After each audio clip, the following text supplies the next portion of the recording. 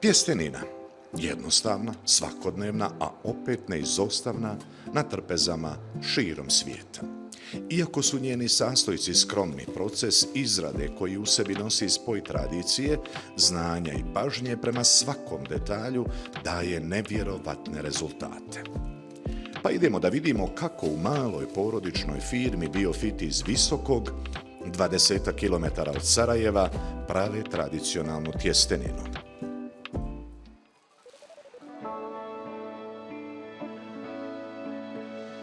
Brašno je osnovni sastojak svake tjestenine. Kvalitet brašna presudan je za elastičnost, boju i teksturu krajnjeg proizvoda. Dodaju se još voda i sol.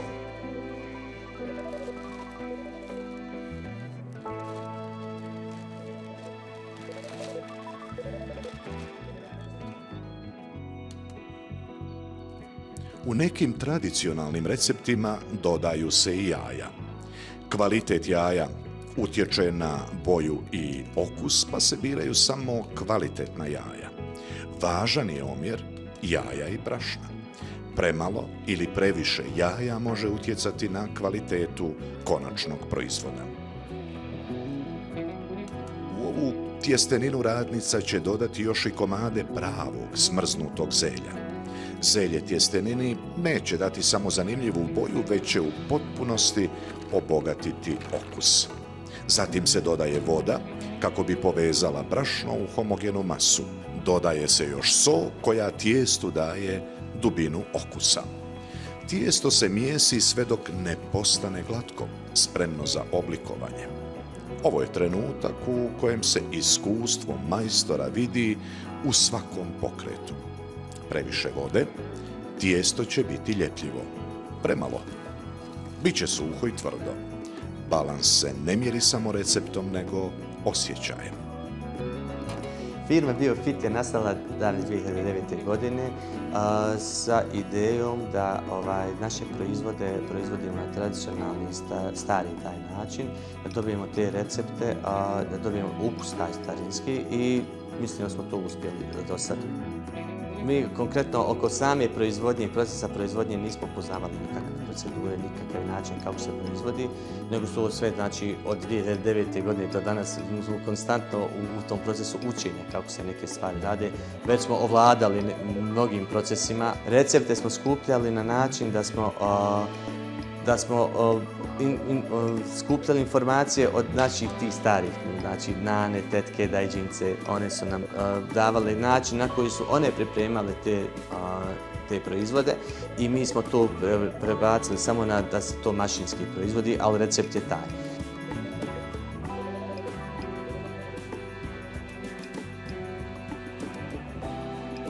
Kada tijesto bude spremno, počinje oblikovanje. Tradicionalno, ručno se valjalo drvenim oklagijama i rezalo nožem. Danas moderni strojevi oponašaju te iste pokrete, ali u većim razmjerima. Kalupi za oblikovanje tijesta mogu biti različiti, od rezanaca i špageta do makarona. U Biofitu vrijedne radnice dnevno mogu napraviti i do 300 kg najfinije tjestenine.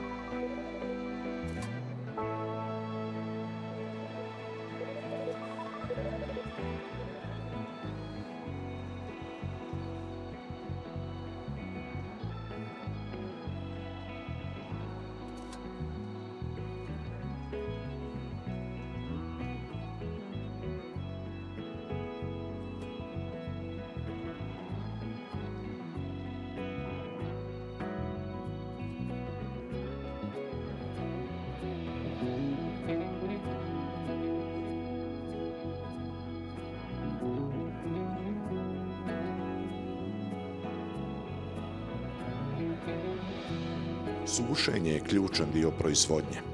To je trenutak kada svježe tijesto prelazi u stabilan, dugotrajan proizvod. Ako se tjestenina ne osuši dovoljno, u njoj ostaje vlaga koja pogoduje kvarenju. Ali ako se presuši, gubi elastičnost i postaje lomljiva. Tradicionalno sušenje na zraku moglo je trajati i do 2 dana. Danas u modernim pogonima taj proces se odvija kontrolirano. uz preciznu regulaciju temperature i vlage. Cilj je isti, dovoljno suha, ali živa tjestenina.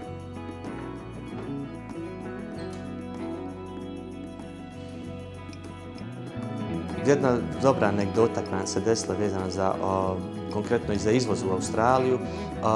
Imao sam poziv za nekog australskog broja, sam se javim, neka tamo je žena, s druge strane bila neka starija gospođa koja je sa jako puno hvali govorila o našim tjesteninama, da ona kupuje to u Australiji i da samo zadržimo taj kvalitet i da je to podsjeća upravo na tjestenine kakve je pravila njena majka. I to je bilo nekako, znači, nama dokaz u stvari da smo uspjeli postići ono zbog čega smo i krenuli sve ovo da radimo, da postignemo te tradicionalne stare recepture, odnosno ukuse, da ih probamo prilagoditi i da ih damo na tržištu, i to je upravo jedan od tih efekata koji smo dobili iz Australije, nam smo imali poziv.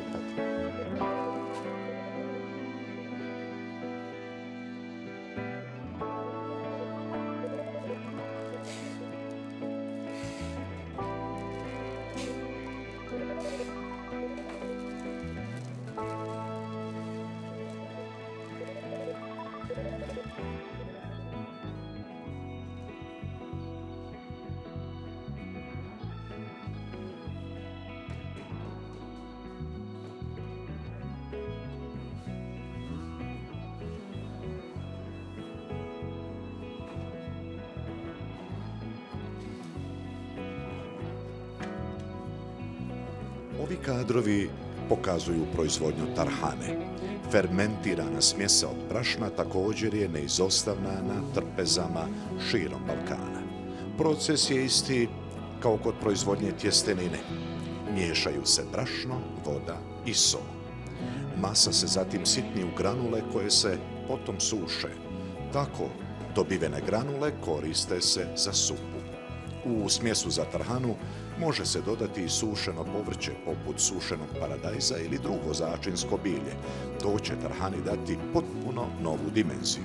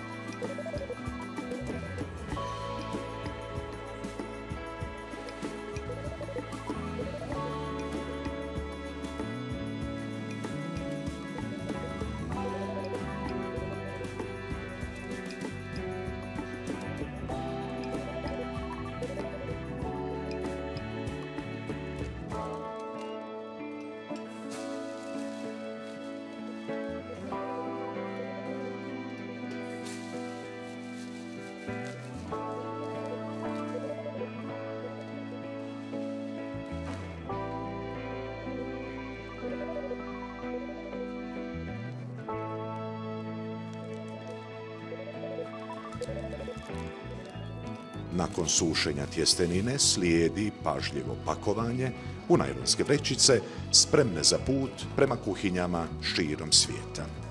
Možda neka od ovih vrećica završi baš u vašoj kuhinji. Dobar tek! Vidimo se u sljedećoj epizodi.